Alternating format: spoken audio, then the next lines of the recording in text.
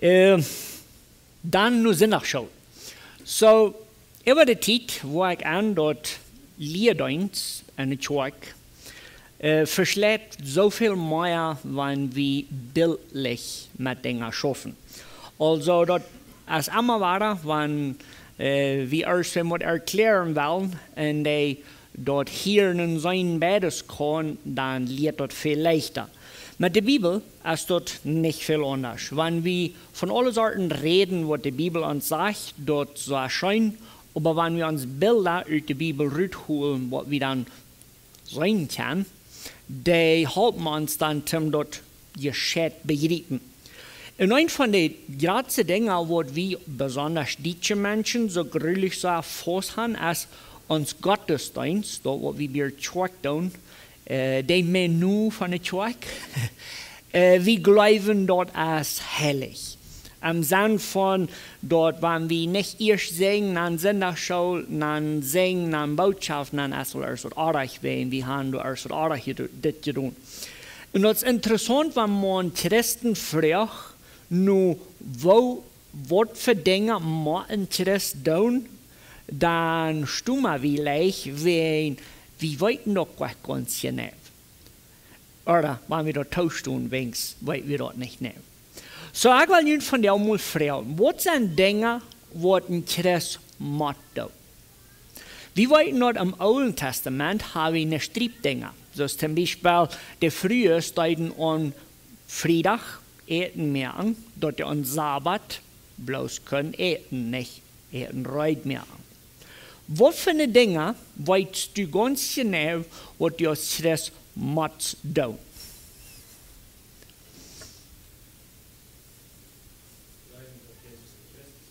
Ja, dort ist uns Glauben, aber dann, mit why?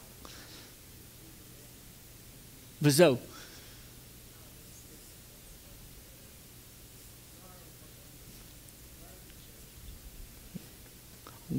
Sag gut, dort ist gleich eine Wahrheit, aber wo kriegen wir das her? Ne, wo weit wir dort her, dort wir sollen die Bibel lesen? No, ich glaube, das ist nur ein Flau. Aber Jungs, hab uns mal Leute. Wenn ich ein Christ bin, was ist das Rezept von den Dingen, was ich tun soll? Ich glaube, ihr könnt nicht sagen, mit. Also, Glauben und die schönen Dinge, die weit wie. Also, unbedingt, wenn du das Interesse hast, nochmal zu dem Vertrauen auf Jesus sagen, weil wir leben, das ist ganz klar. Aber wenn du erst geglaubt hast, was dann du mit bei? Machst du jeder Sonntag zur Kirche vor? Wieso nicht? Okay? Okay? Okay, dort kommen wir alle nur dich haben, wo wir haben wollen. Aber für die Salz oder für, ich wollte mal abspannig sein, vielleicht ist es dann leichter. ¿Cuáles rituales nos tocan a nosotros cumplir? Ich will Ihnen mal ein Beispiel geben, vielleicht finden Sie dann noch mehr. So, weil Jesus das letzte Passafast feiert, da wie ein Fast, wo du musst gefeiert. Weil Gott das Volk Ägypten rüberholt, dann mögt Gott ein Passafast. Und dort wie ein Fast, wo jeder Jahr muss gefeiert, damit die Kinder wurden in Denk holen, was in Ägypten passiert wird. Dort kann wir nicht. So nun sagt Jesus mit seinen Jüngern taub und das ist ein Abendmahl, so nahen wir dort, aber in Wirklichkeit ist dort ein Passafast. Jesus sagt mit seinen Jüngern taub durch, und dann wird Passafast gefeiert, dort Fast vom Alten Testament, und was passiert dann? Dann sagt Jesus, ich gebe euch nicht ein Niet. Was soll wir dann tun? Abendmahl feiern. Für uns als Christen ist Abendmahl feiern nicht bloß ein Privileg, das ein Muss. Also jeder Christ soll Abendmahl feiern, um sich selbst denken zu halten, für das, was Jesus für uns getan hat. Das ist ein Ritual, was Christen sollen anholen, wen Jesus hat uns geschickt, dort so lange zu tun, bei Jesus terugkwam. So wir sind nu 2000 Jahre hängen weg mit Ovenmol 4. Als du noch erst was dem ähnelt, was wir als Christen sollen tun.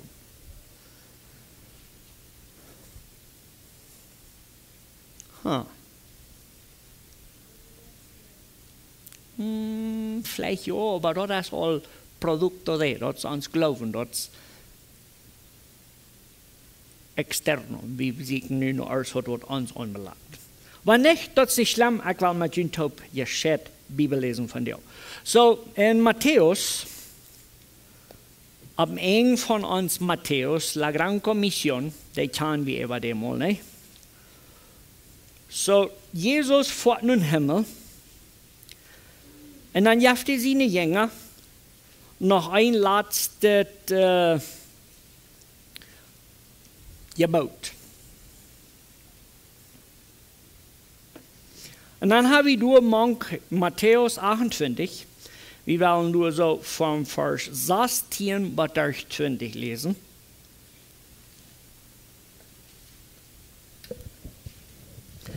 Wir haben du wel können hier lesen. Matthäus 28, vom Vers 16 bis 20. De elf Jünger gingen da nu Galilea nu den Borg, so os Jesus bestellt had. En als zij am sahen, knuiden zij zich ver am doel, an je obertwievelden. En Jesus zei aan, mij is alle gewolk gegeven am Himmel ook op de eerd. Dan gaat nu de volken van de wereld en merkt aan te leerlingen. En deupt aan den Seen, en deupt aan den Namen van dem Vater, van dem Seen en van dem Heiligen Geest. Leert aan alles te doen wat ik u bevolen heb, en verloedjen doorop ik zie immer bijend wat dem eind van de wereld.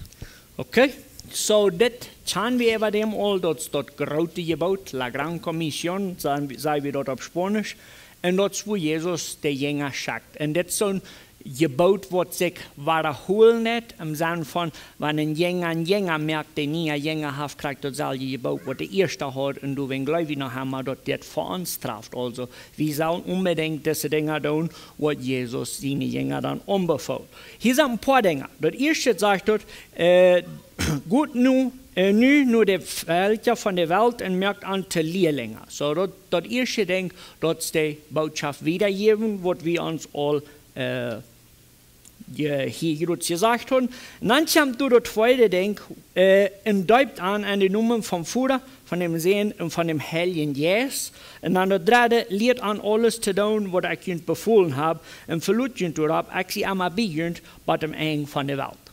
Wir haben drei ziemlich klar hineingeteilte Dinge. Das erste ist, Lehrlinge merken, das zweite ist deuten, und das dritte ist, alles lehren zu tun, was ich ihnen befohlen habe. So, wir haben nur drei Dinge. Das erste und das dritte, das haben wir so leicht, wie in der Bibel als voll von der Botschaft. Also, für mich, wenn ich erst im Welt das Evangelium mitteile, dann kann ich mit der Bibel lesen. Und dann kann ich das Evangelium erklären. Das letzte kann ich auch ziemlich leicht. Du brauchst das Evangelium lesen, dann wird Jesus in die Geschichte, dann kannst du mir erst sagen, okay, dein Leben soll Jesus legen. Das verstehe ich viel. Wo wir als Christen von der Schwierigkeiten haben mit, ist der ganze Pack von Deuten. Wir können, dass wir das sagen, wir können ein Teil länger, aber ich finde, dass wir beschäftigen uns sehr wenig mit was dann alles angeht. Und das Einfachste, was wir dann tun können, ist uns Beispiel zu holen. So, das erste Ding, was wir dann wollen tun, ist, die Frau, haben wir im Alten Testament erst, wenn wir gedeutet wird. Wem?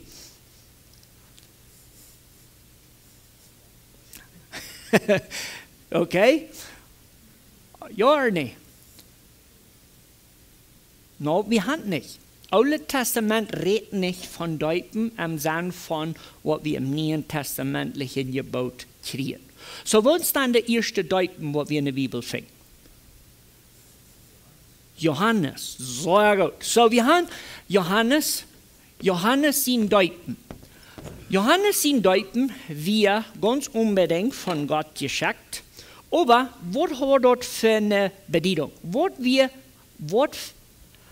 ¿Qué representaba el bautismo de Juan el Bautista? Was will Johannes den Däuper seine Taufe uns lehren?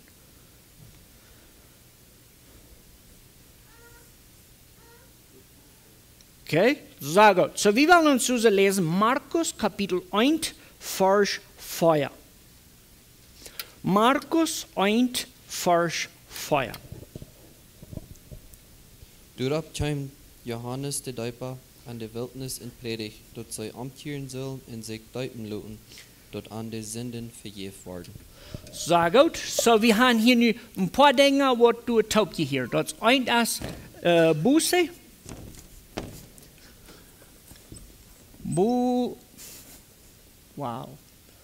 Buße und dann Taufe und Sinn. Vergeben. Okay, so wir haben nur 3 Dinge, was uns in den Text erwähnt wurden, was du mit Johannes sein Doop oder Rahmen dieser Aktion vom Doop passieren wird. Du ist aber ein großer Unterschied von Ecuador anders sein. Wir erstmal Matthäus Kapitel 3 von Vers 5 bis 6 lesen.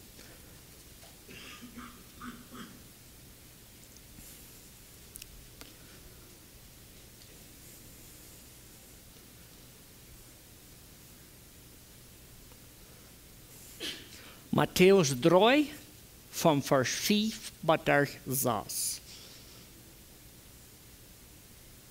In de mensen van Jeruzalem in ganz Judäa in de Jordan gegenden kwamen nu aan. Bekenden ihre Sünden und leiten sich von am im Jordan deupen.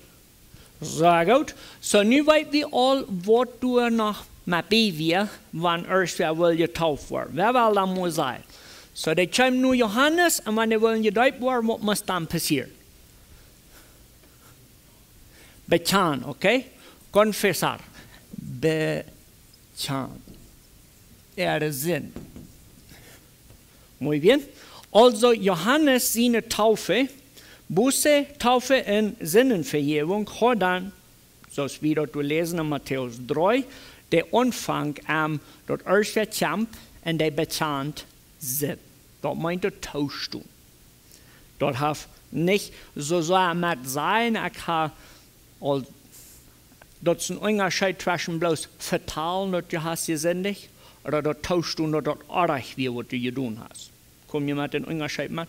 Also, wie hier im 4. Erzfilm, da haben wir was Schlechtes getan, aber wie hier im 4. sehr wenig Mal, dort ist ja was tauschst du, der was ich getan habe, als wirklich schlecht, artig sind. Und das wird Matthäus 3 von 5 und 6 uns du sagt. Wir wollen aber kriegen in den Salientext für Matthäus 3, Vers 7 und 8 hier lesen. Aber aus hij zag dat veel Pharisäer en Sadduzäer kwamen sich von am Däupen zu lassen, sehr heute an. Je Schlangen so. Wer hat ihnen gesagt, dass je dort kommende Gerecht uit dem Weh kommen kann? Bewies mit ihrem Leben, dass sie ihn abgemerkt haben. Okay, also Johannes wie das drieste Prediger. En die houdt niet strikt. Die zegt niet dat die komen qua die duipen en dan moet zijn wat nu alles passiert. Wat weer de requisito voor bekend. Dat zal al vorher te zijn dat een mens met zijn zin abgeheerd hat. Dat, so sagt er, verstehst du. Johannes nimmt die Pharisäer und Sadduzäer dem Privilegio getauft zu werden, weg. Wenn er sagt, ihr seid noch gerade weise Menschen vorher. Gut, man hört, dann ändert mal, dann kommt 3, dann wird ihr Däupen. So würde ich dort etwas sagen für uns von dir. So, wenn wir uns diese Dinge bechecken, dann haben wir ein Bild von, was die Jünger kannten von Däupen, was Jesus im Himmel fuhr, von ungefähr. Wir weiten dann, dort hat man Buße, dort hat man eine Taufe zu tun und dort hat man Sinnenvergebung zu tun. Und dann wollen wir dort Bautismo, oder dort, wo wichtig wir, für die Taufe wir verändern hat. Aber dann soll wir nicht durchstehen bleiben. Wir haben in Apostelgeschichte 10 Taufen. Okay, so wir haben 10 Geschichten in Apostelgeschichte, wo uns vertalen von Deuten. Wir wollen mal reden, wo die erste ist. Und wie viel werden du gedeutet? Wow. Du werden 3000 Stück getauft. Wann neuer?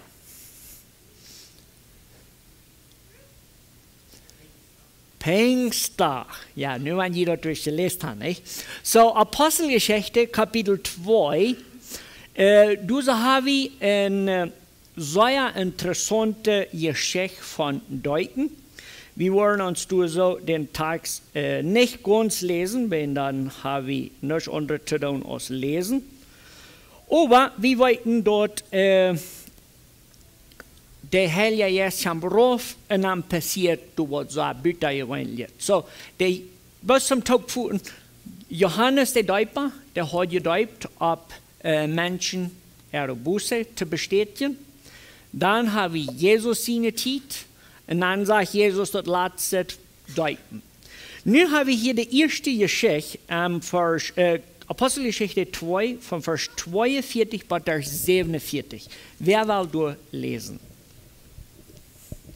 En zij blijven bestendig en de apostel ihre Lehre in Gemeinschaft beim Brotbrechen in am Gebet. Dann kam über alle Säulen eine Furcht. En durch de Apostel worden veel tekens in Wunder gedaan. En al die zum Glauben gekommen wären taub und hatten alle Sachen gemeinsam. Sie verkauften ihr Habengut und verteilten dort manch sich, du nur als ein jedem dort fehlt. Sie bleiben dabei, dort sie alle Tag am Tempel taub kamen und gingen auch von Haus zu Haus dort Brot brechen. Sie euten mit Freiheit taub und wären von Horten bei der Sache. Sie lobten Gott und hatten die Freiheit dort an alle Menschen Gott toegedaan wird. En de Herr brach alle Tag Sonne an der Gemeinde an, die du seilig waren. Okay, so wenn wir diesen Text lesen, dann wollen wir sagen, das hört sich nur uns. Also, den Vers 42, den schauen wir also so, dort sagt du, die bleiben an der Apostel ihre Lehre, an Gemeinschaft und beim Brotbrechen. Das ist bei uns so jeder Tag eine Botschaft. Wir sollen Bibel lesen, wir sollen uns mit anderen Christen vertrauen und dann sollen wir noch Übung haben. Dort schauen wir. Aber wir vergessen davon, dass der Anfang von dieser Geschichte passiert am Vers 41. So, wir haben also den Text von Vers 37 bis 41, wo Petrus gescheit predigt und dann sagt er, du sitzt. Und sie das nicht hielten, ging an dort zu hören und sie sagten zu Petrus und zu den anderen Aposteln, jemanden, liebe Brüder, was soll wir tun? So, nu fragt ihr, wo wird ihr zu hören gegangen?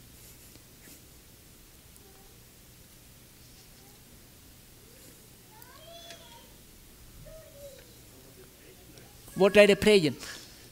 Oké, wat we met dessen Jesus. Jesus has Gott zien sehen, wat we met hem passiert. Der hat ihn gekriegt, der ist vom Tod abgestoßen. Und die Menschen, die du zuhörten, die wären Pott gewesen von dieser Geschichte. So, wenn wir die Grand Kommission lesen, wo wir das erste denken, was Jesus zu den Jüngern sagt, will sie in den Himmel fuhren. Was sollen die tun? Gut predigen. Okay? Was für eine Wert braucht das durch? Ja, was mir mal sagen. Okay? So, wir sollen predigen gehen. Und Petrus hat nu im Tempel, voll vom Heiligen Geist, diese Botschaft gepredigt. So, wenn ich will, gerecht sein, zu la Gran Commission mit dem bildlich merken, dann würde ich nur sagen, das Erste, was hier bei dieser Taufe passiert ist, dass eine Botschaft gepredigt worden und das ganz unbedingt die Botschaft von Jesus. Wenn ihr wollt, macht ihr dort und dann lest ihr mal tschüss eben, was wir Petrus in der Botschaft. Das ist so ein Schmack. Unglaublich so ein Schmack. Jesus als Gott, der kann man bei jedem Wort ausgemerkt und er stimmt vom Tod ab. Das ist die Botschaft, was für die Taufe kämpft. So im Vers 37 sagt er, diese Botschaft, die rützt die Menschen in Horten an Und dann sagt er, was soll wir tun? So, was ist das Nächste, wenn diese Botschaft angekommen ist? Und dann sagt er um Vers 38, Petrus sagte an, geht und lud jünt alle an Jesus Christus in Namen deuten, dort jünt die Senden für je vor, dann wird Gott jünt den Heiligen Geist schenken. So, wenn die Botschaft von Jesus ist gepredigt war, was soll dann tun? Dann sollen die deuten. Okay, so Punkt Nummer 2, dann sollen die deuten. Und was passiert dann, wenn die gedeutet haben? Dann wird Gott dann den Heiligen Geist schenken. Und wenn wir die Geschichte lesen, was passiert an der Geschichte?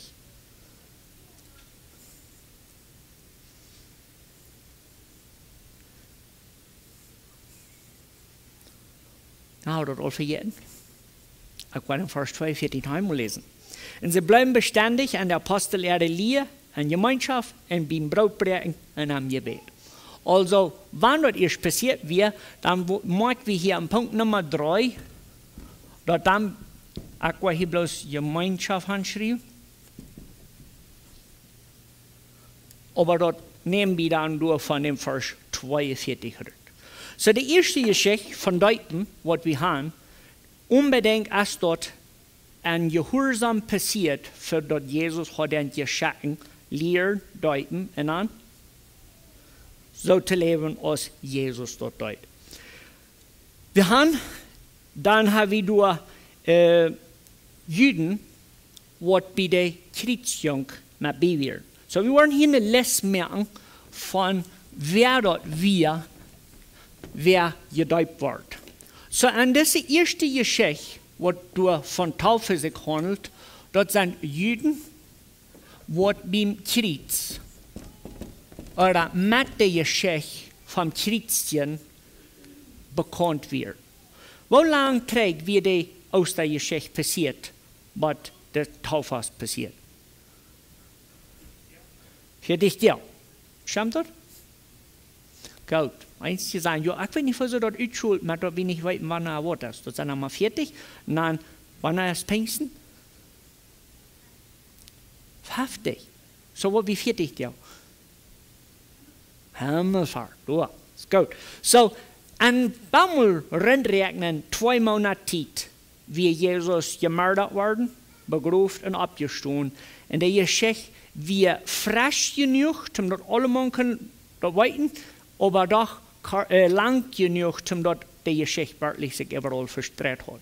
So die Geschichte von Jesus, wir sahen nie, und die meisten von diesen Juden, wo du zu jedem, wie als Petrus predigen deut, die haben diese Geschichte nie. Da wir wieder, ja, das ist gut passiert. Dort wir eine sehr frische Geschichte. So, für die getauft worden, wir dort vielleicht was normale Juden. Ich will mich nicht wählen zu sein, dort wir ein Charakter, wir schreien, Jesus soll gekreuzigt werden, aber der wird unbedingt ganz bekannt mit dieser Geschichte. Dann habe ich die zweite Geschichte von Taufas. Wer will reden, wer der zweite sind, was gedeutet worden an Apostelgeschichte? Oder die Geschichte von der zweiten.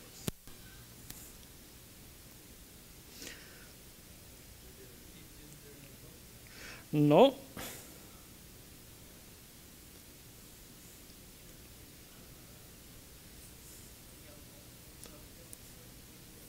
Nope. Das ist interessant.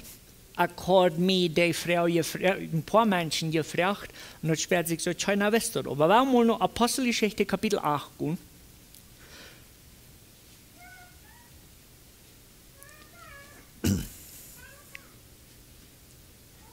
Und dann wollen wir diese lesen, dort vom Vers 9 bis 13.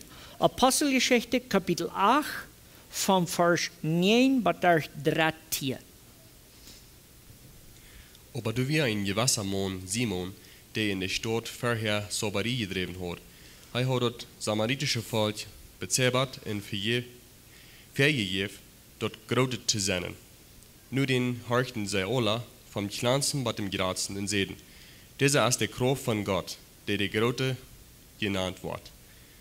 Sie checkten alle ab nur an, weil hij an so lang mit seiner Haxerie bezahlt hat. Als sie aber glaubten, dass Philippus an von Gottes Reich und von Jesus Christus sein Namen predigt, leiten sich viel Männer in frühes Deuten. Dann kam auch Simon zum Glauben und leitet sich deuten. Er hält sich bei Philippus ab und wundert sich über die großen Tekens und Wunder, die er sah. Sehr gut. So, wir haben hier nu Samariter. So, der zweite, das sind Samariter. Okay? Wir wollten all auswendig, was Samariter sind, wenn wir heute da noch gelernt, nicht? So, was wären Samariter? Mischvolk von Juden und Babylonien oder Heiden. Der glauben wir in gewisser Hinsicht haben mit Jüdisch, aber du fehlt ein Teil, wenn die Namen nicht die prophetische Bücher, bloß die 5 Bücher Mose. Diese Menschen, die sind behext von uns, wenn wir da so gut reden können. Aber dann passiert du was Großartiges. Was passiert du?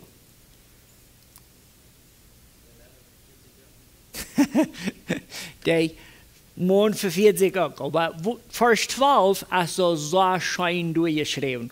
Außer aber glaubten, was Philippus an vom Gottesreich und von Jesus Christus die Numen predigt. Also, die Nummer 1, wo wir durch haben, die fingen wir hier buchstäblich abgeschrieben. Philippus predigt Jesus. Das so klar als es war.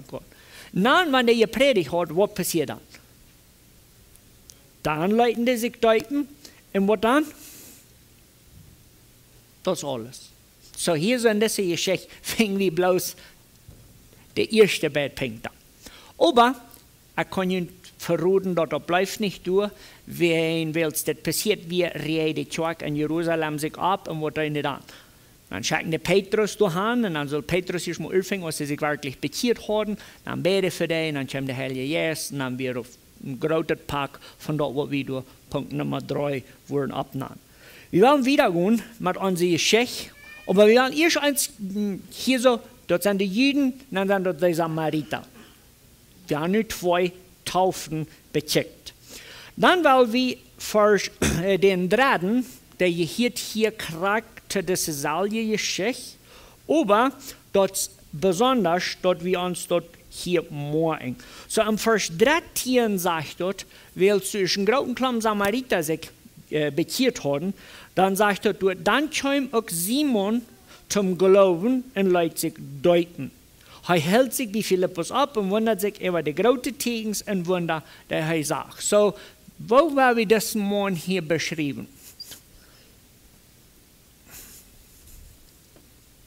Wo hat das Mensch, was sich nun bekehrt hat? Gut, wir waren hier Simon und dann waren wir hier, da wir ein Hexer, da hat auch mit Hexerie zu tun. So, vorher, wir dort ein Hexer, nachher hält er sich mit Philippus ab. Dann wollen wir uns durch so die Geschichte, was Mama jetzt erwähnt, vernachkriegen. Da fingen wir an Apostelgeschichte 8, 36. So, Philippus hat nun auf einer Stelle gepredigt und nun predigt er auf noch einer Stelle. So, der Prediger ist der Salja bei des Samariter und bei Simon und dann die vierte Begebenheit, die wir haben von Taufe, die fingen wir an Apostelgeschichte 8 und dann lesen wir durch vom Vers 36 bis 38. Wer würde wollen lesen? Als sie wieder reisten, kommen sie bei ein Wuta, in dem Mond sagt, check, hier ist Wuta, warum soll ich mich nicht däupen lassen? Philippus sagt ihm, wenn du vom ganzen Herzen glaubst, ja wie dort daunen. Und er sagt, ich glaube, dass Jesus Christus Gott sein Sohn ist. Dann befahl er dem Vormond still zu halten. Und Philippus und der Mond stehen beide rauf am Wuta an und er däupt an. So gut. So, wer weiß, wo das Geschichte umfängt?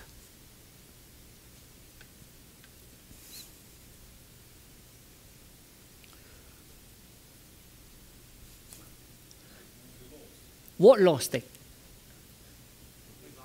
der bloß Jesaja, sehr gut. So, dass die Geschichte fängt an mit Jesaja. Und dann kommt Philippus beim Bage und fragt ihn, kannst du verstehen, was du sagst, was du liest. Dann sagt der Mann, wo soll ich mal mit keiner dort erklärt. Dann kriegt Philippus am Bage an und dann sagt er, der fängt von Moses an und der erklärt ihn, der ganze Park mit Jesus.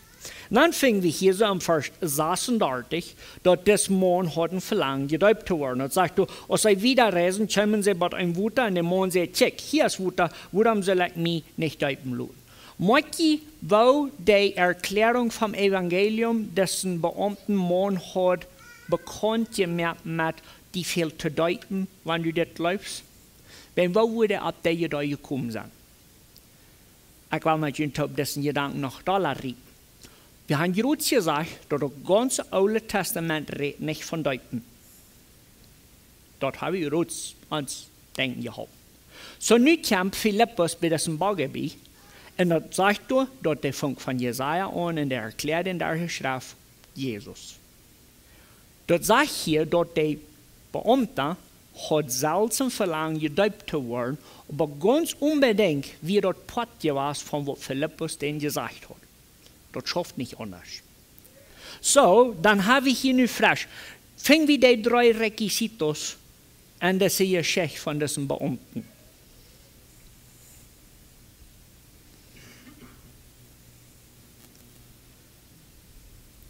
Ja, ganz unbedingt.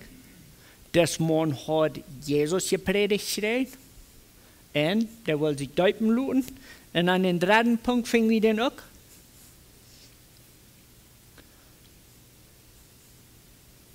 Wir weten noch nicht, wenn der Fuhr dauert.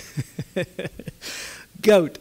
Aber wenn wir hier so mal am Punkt Nummer 4 die Beamte anschreiben, und dann wollen wir uns aber noch ein Ding dabei tun. Was das Beamte mehr von Gott seine Offenbarung für diese Geschichte? Die Antwort ist ganz unbedingt ja. Von wo kommt das?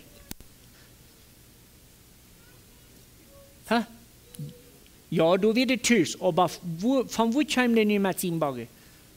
Von Jerusalem, was hat er getan?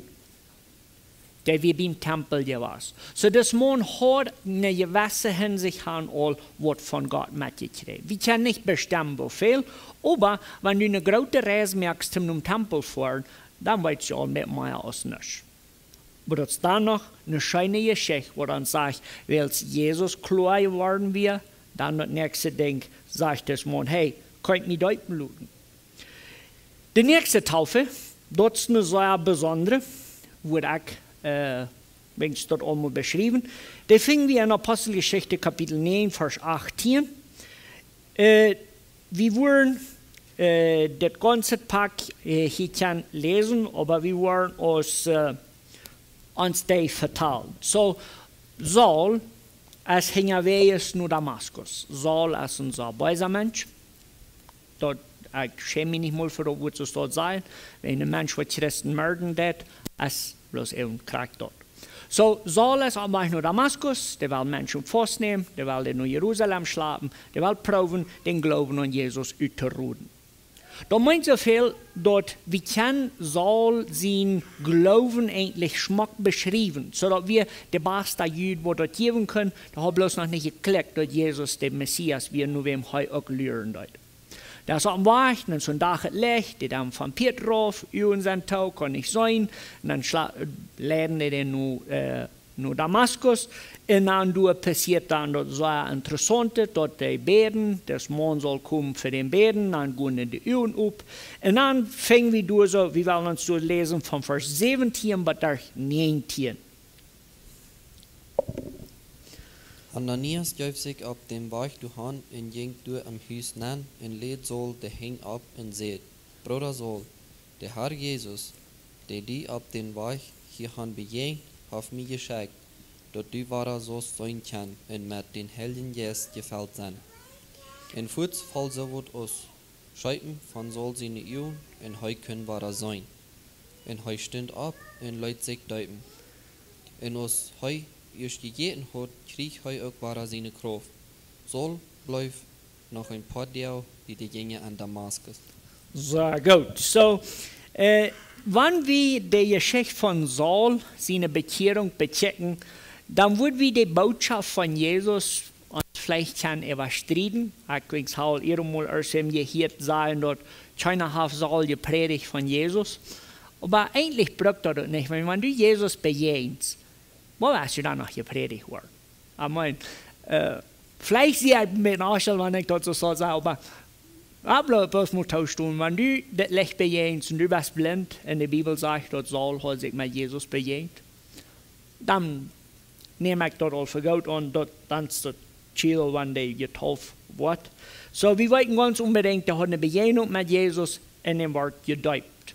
Und dann, wenn wir am dritten Punkt uns der Frau und hat die Gemeinschaft in Liebe, der Anwalt ja wohl alle auswendig, soll sein ganzes ewiges Leben wie ein Gemeinschaftsleben mit anderen Christen. Und der Lied immer weiter aus Christus dort zu sein. So, Punkt Nummer 5 haben wir Saul.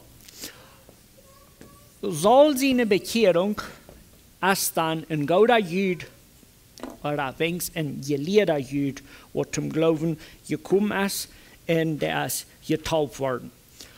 Wenn wir hier mit der Länge checken, dann haben wir hier eine sehr interessante Liste von Menschen. So, wir haben erst einen Juden, 3000, dann haben wir Samariter, dann haben wir einen Heilsamang, dann haben wir einen Beamter von weit auf und dann haben wir Saul. Die nächste Taufe, die wir in Apostelgeschichte finden, das ist in Apostelgeschichte Kapitel 10. Und das ist eine so besondere Geschichte, wenn Jesus selbst hat dort angelegt, also du wird Petrus geschickt, der soll dorthin kommen, und zu Cornelius wird gesagt, du wird wer kommen. So, wir wollen lesen Apostelgeschichte 10, von Vers 47 bis 48. Apostelgeschichte 10, 47 bis 48. Kon er irgendwer Uta verbeiden, dort diese nicht sollen gedeiht worden, die den Herrn Jesus Christus so gut gekriegt haben als wir. Und er befahl an, in Jesus Christus sein Namen zu deuten. Dann frieren sie an, noch ein paar Tage bei an zu bleiben. Okay, so das Geschichte schauen wir auch. Das ist eine so schöne Geschichte. Petrus ist dort erst auf dem Tag und er kriegt einen Traum. Und Cornelius ist Tschüss und dann schickt er ihm holen. Und Petrus kriegt eine Offenbarung, dass er soll gehen, wenn er kommt. Und dann kommt er hin und dann sind ein Klumpen Menschen in das Haus und der lürt. Wer weiß, was der lürt?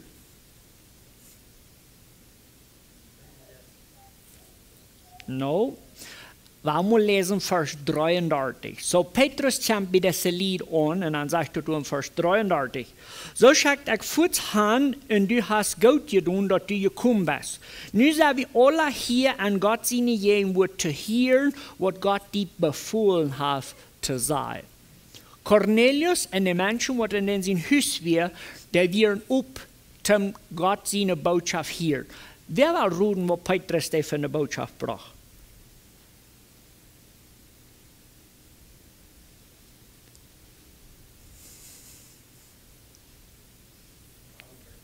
Radung durch Jesus. Ganz klar. Petrus steht da und dann sagt er, Gott hat Radung durch die Juden geschickt und das ist ein paar Tage passiert. Und er verteilt dort ganz unbedingt die Geschichte von unserem Jesus. Und dann glauben die, dann fällt der Heilige Jesus ab der und dann macht das so eine schöne Experienz hier gewesen. Und dann durch so Vers 47 sagt, kann irgendwer dort Wutter verbeugen, dass diese nicht so gedeutet werden, die den Heiligen Geist gut so gut gekriegt haben als wir. Und er befahl an Jesus Christus sie nun zu deuten. Und dann frieren sie an, dass heute wird noch ein paar Jahre bei ihm bleiben. So, Punkt Nummer 6, oder die Taufers Nummer 6 ist Cornelius. Und die Menschen, die in sein Haus sind, und wir wollten dort das Mann wir ein gerechter Mann, ein gottesfürchtiger Mann, und Gott offenbart sich zu ihm durch diese Botschaft. Dann haben wir Apostelgeschichte Kapitel 16, noch eine Geschichte, weil wir lesen Apostelgeschichte 16 von Vers 14 bis 15. Eine Freude durch Harchendeit, wir Lehrer und wie Lydia, ein gottesfurchtig Frühmensch von Thyatira, der mit bleefrode Zeich handelt. Dem juk de haar dort hart op, dat zij doorop achten duid op alles zeer. Als zij in ihre Familie werden gedoopt worden, laat zij ons am huis te komen en zeer. Wenn jemand mij door verholen, dat ik zum Glauben Herrn gekommen zie, dann kommt en blijft in mijn huis en zij bereid ons.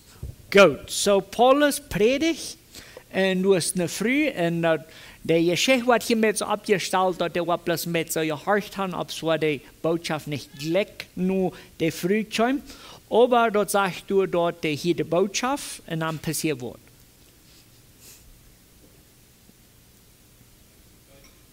Muy bien. So, Taufers Nummer 7, dort ist Lydia.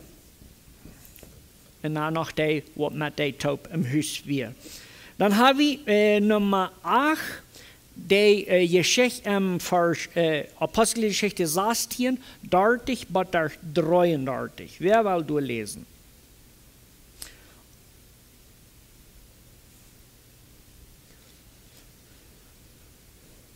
Apostelgeschichte 16, von Vers 30 bis 33. En hij bracht aan Ruud en zei, Lieve Herren, wat moet ik doen, dat ik zalig word? Zij zeiden aan, geloof aan den Herrn Jesus Christus, dan warst du in deine Familie zalig. Dan predigten zij den Herrn zijn woord te aan en te al die zijn je aan zijn huis. En kreeg dan daarna was hij aan de blootstrepen af, en voetstoel luid hij zich in zijn familie duim. En hij nam aan wie zich am huis nan en zat aan eten ver. En hij vreet zich dat hij met zijn ganze familie weer zum Glauben an Gott gekommen. Sehr gut. So, diese Geschichte, der ist, wo Paulus und Silas waren im Gefängnis und da haben wir Geschichte gesungen und nu werden die Ehren aufgegangen und nu dachte das man, er würde doodgemerkt worden, wenn die Gefangenen wurden alles an uitgekleefd, dann werden wir doch nicht uitgekleefd. Und dann hast du diese so schöne Frau, die sagt, versteht, die bracht dann Ruth und sagt, lieber Herr, was muss ich tun, dass ich seilig werde? Und dann hast du diese sehr einfache Aussage, sie sagen, glaube an den Herrn Jesus Christus, dann warst du in deiner Familie seilig. Und das ist ein Vers, der kennt alle Mann. Das ist so ein Vers, was überall so leicht gebraucht wird, zum sagen, ja, glaub bloß an Jesus. Und das ist so, nicht mehr richtig verstanden, das ist diese Botschaft. Aber der Vers 32, da sagst du dann, wo braucht das an Jesus glauben? Das ist die Pregunta del Millón. Die Frau, ich brauche nicht jeden zu streiten, dass du bloß brauchst an Jesus glauben für euer Leben, wenn das die Wahrheit, was die Bibel uns lehrt. Tim, dass du kannst an Jesus glauben für euer Leben, wo fehlt du dann?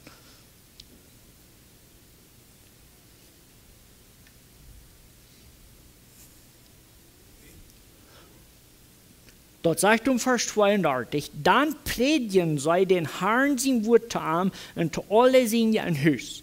So, vielleicht, falls ich dort damit verdreht, wenn Paulus sagt erst zu denen, glaube an Jesus, dann sagt er, dann erklärt er dem, wer Jesus ist.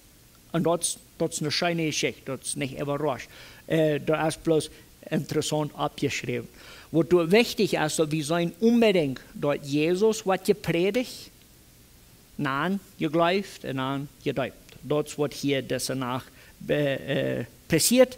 Ich weiß nicht, was für Nummer ich soll das morgen geben, aber ich war hier Gefängnis handschrieben.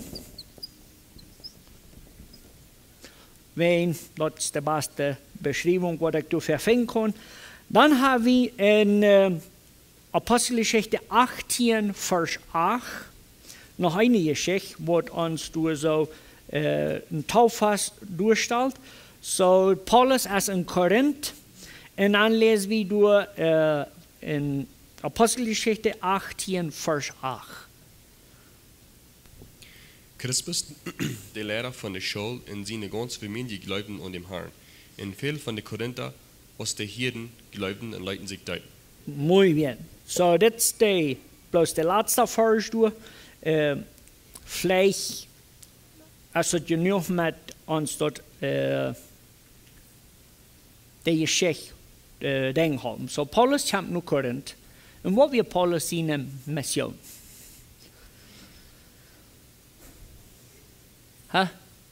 Predigen. So, was tut in Korinth? Predigen. Was wir Paulus seine Botschaft? Dankeschön. Die brauchen nicht blöd sein. Ich weiß, das soll einmal eine Wiederholung, aber das hilft uns zum Weiten. Okay, so, wenn du einen Missionar hast und der hat eine Botschaft zu predigen und du weißt, was die Botschaft ist, was der predigen soll, dann weißt du, wie dort in Korinth passiert dort. Paulus kam noch an und dann sagte Jesus, der wer gekreuzigt ist, der wer gestorben ist, der wer von dort abgestanden ist, der bringt euch Leben. Und das, was hier dann passiert wird, da sagt du, Crispus, der Lehrer von der Schule und seine ganze Familie, die laufen an den Herrn. Und mein so viel dort an die Geschichte von Jesus zu holen, nicht stehen. Und die sagen, wow, ja, ich will ja rat sein, da Jesus ihm blut. Und viel von den Korinther aus den Hirten, die laufen und Leuten sich deuten. So, das ist einmal das Topang von Jesus wird gepredigt, dann wird getauft. Der dritte Punkt wird ab einzustehen, bloß nicht abgeschrieben, aber wir fangen, wenn wir durch abrechtig überlesen, dort, wenn du gedeutet bist, dann hast du eine Gemeinschaft mit anderen Christen. Wir wollen hier so dann ein Taufvers Nummer 9 ans handschreiben, Korinth. Und dann fehlt uns noch ein. So, an Apostelgeschichte 19, diese fängt wir dann noch die interessante Geschichte von diesen Jungs, wordt al gedeupt weer. So, Apostelgeschichte 19 von Vers 1 bis 5. Da gaan we uns unbedingt lesen. Als Apollos an Korinth wir, reist Paulus durch die Hochländer en kwam naar Ephesus. Dort traf hij wat gänger. En vroeg han, kreeg je den Heiligen Jesus als sie zum Glauben kwamen? Sie zeiden, nee. Wir haben noch niemals gehört, dass du ein Heiliger Jesus hast. Dann sagt er an, warum wart ihr dann gedeupt? Sie sagten, ab Johannes seine Doop.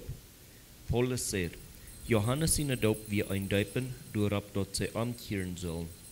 Damit sagt heute den Menschen, dass sie an den glauben sollen, der nur kommen wird, dort ist an Christus Jesus. Als sie dort hören, leuten sie sich an den Herrn seinen Namen deupen. Sehr gut. So, das sind so besondere Taufers, was wir hier haben. Paulus kommt nur Ephesus und die morgen dort sind Männer und die waren beschrieben als Jünger. Also, wir können uns durch verschiedene regieren, aber wenn wir bloß mal sagen, die wären auf dem Weg nur die Wahrheit, ab wenig, wenn die waren als Jünger beschrieben. Dann merken wir aber, dass die wären am Glauben noch nicht völlig ungerecht worden. So, die hatten von Johannes gehört, und Johannes hat dann abgeschwappt, sich deupen zu lassen, und des Tages sei uns hier mal recht, zu was der Deut soll sein. Zu was wird der Johannes Deut?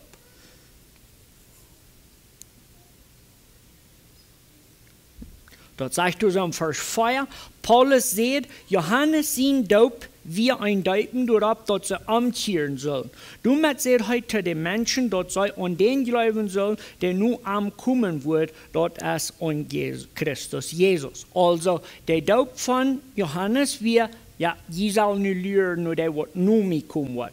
Dann in Vers 5 sagt dort, als sei dort Hirten, leiten sie sich an den Herrn Jesus, sie nun deuten. Der Deut wird mir hier in Apostelgeschichte 19 ganz unbedingt nur dort Rezept nur getan. Diese Jungs haben alle Sorten reden können, aber dort gab uns die Tags für sich, gab uns kein Andienen im Sinne von dort der Deut vom Glauben ersten ich kann Apostel weiter sagen. Okay, so, diese Jünger wären gedeupt worden. Dort sag ich nicht, die waren wahrer gedeupt. Dort sagst du bloß, die waren gedeupt. Und glauben an Jesus Christus. So, wir als Kirche, wir haben im Glaubensbekenntnis ganz klar abgeschrieben, dort wir glauben, dort, wenn wir uns Leben Jesus hingeben, dann lassen wir uns deuten ab das Glauben an Jesus Christus. Und das ein Ding wird wie fing bildlich sehr einfach. Wir brauchen uns gleich streiten einer mit den anderen. Ich glaube, zu guter Letzt ist es so persönlich als Ofenmal führt. So, ich würde mich wählen, kriegt er wieder, was Paulus in 1. Korinther Kapitel 11 brauchen wird, zu brauchen zum Deuten. Paulus sagt in 1. Korinther Kapitel 11, wenn ihr zum Ofenmal kommt, prüft ihr selbst, als Ofenmal würdig ist. Für mich, die oder mich oder wem immer, die Taufe zu urteilen ist allmählich. Gleichster Plan allmählich. Aber jeder Mensch weiß für sich selbst, wo er damit steht. Als den Glauben, als die Taufe der Beweis für den Glauben. Als Jesus gepredigt wird, als der Taufe passiert, an das Beweis. Und er gleich von heute direkt die Fähre gehört haben, Hendrik Hieberts, das so eine schöne Erfahrung zu haben von Hendrik fand mich und sagt, kannst du mich deuten? Und ich war so unerfahren und so jüngrig, im Sinne von, ich habe so noch schon mal belebt. Und dann sagt Hendrik, warte mit, hey, ich muss mit atmen. Und dann sagte ich mir mit Hendrik Dohl, und dann spazieren wir, und dann verteilte mir sein Zeugnis. Und dann weiß ich doch ganz genau, dass Hendrik ist reich, wenn er sagt, ich will gedeutet werden. Ich finde, dass wir haben so Angst, dass das Rezept, was unsere deutschen Menschen haben, uns was verurteilt, in das Reich. Ich würde gleich unterschlüten mit diesem Satz. Wenn wir die Gottesfurcht auf bereichte Stehworden haben, dann wollen wir uns nicht mehr Furcht haben, für was die Menschen wollen, über unseren Glauben denken. Möchten wir mit diesem Beispiel kann uns prüfen und uns die Frage ganz klar beantworten. Hat Jesus gepredigt steht, sie gedeutet worden, hat Gemeinschaft mit anderen Christen. Möchte Gott sie sehen mit uns sein.